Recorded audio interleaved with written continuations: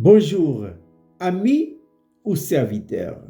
Voici la manne du matin. Jean chapitre 15, verset 15. Je ne vous appelle plus serviteur, parce que le serviteur ne sait pas ce que fait son maître. Mais je vous ai appelé amis, parce que je vous ai fait connaître tout ce que j'ai appris de mon Père. Quelle est la différence entre ces deux mots? C'est le verbe connaître. Et pourquoi? Parce que je connais dans mon esprit, et plus précisément dans mon intuition, fonction de mon esprit, mais je comprends dans mon intelligence, fonction de mon âme. Et entre ces deux mots-là, eh bien, ce qui est révélé dans mon esprit est beaucoup plus profond que ce qui est simplement compris dans mon intelligence, fonction de mon âme. Il faut savoir que tout ce que j'ai compris disparaît rapidement avec le temps. Mais ce qui est révélé dans mon esprit reste éternel. Abraham pouvait se souvenir de plus de 100 années plus tard, tout ce que le Seigneur lui a dit le jour où il a quitté Ur en Chaldée. Mais ce qui fut vrai pour Abraham et les autres, l'est également vrai pour vous et pour moi. Quand le Seigneur révèle, c'est inoubliable. Jésus a dit quoi à l'apôtre Pierre? Tu es Pierre sur ce roc, je bâtirai mon église. Voilà. Et Jésus dit également, écoute Pierre, c'est pas la chair et le sang qui t'ont révélé ça, c'est mon Père qui t'a révélé. Et Pierre n'a jamais oublié ça.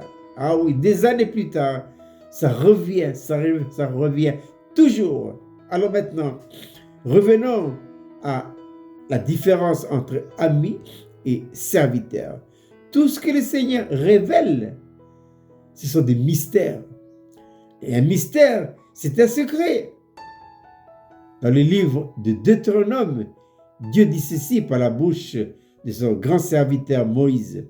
Les choses cachées sont à l'Éternel notre Dieu, mais les choses révélées sont à nous et nos enfants. Dieu révèle.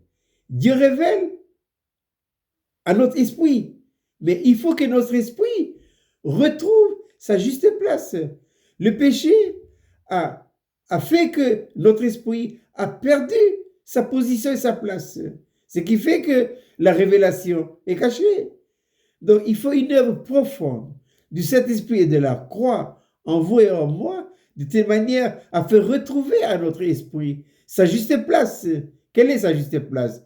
Esprit, âme et corps. C'est lui, notre Dieu a créé notre esprit pour être l'endroit où il gouverne. Notre esprit doit subjuguer l'âme et le corps. Notre esprit doit gouverner l'âme et le corps. Voilà. Et c'est ainsi seulement qu'aura lieu la révélation.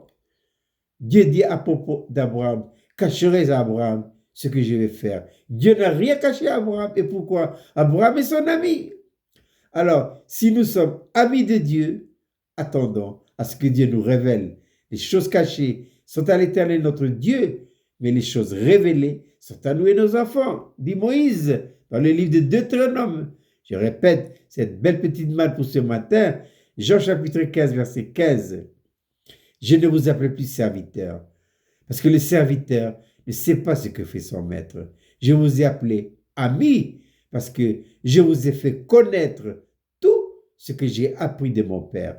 Je vous souhaite de passer une agréable journée.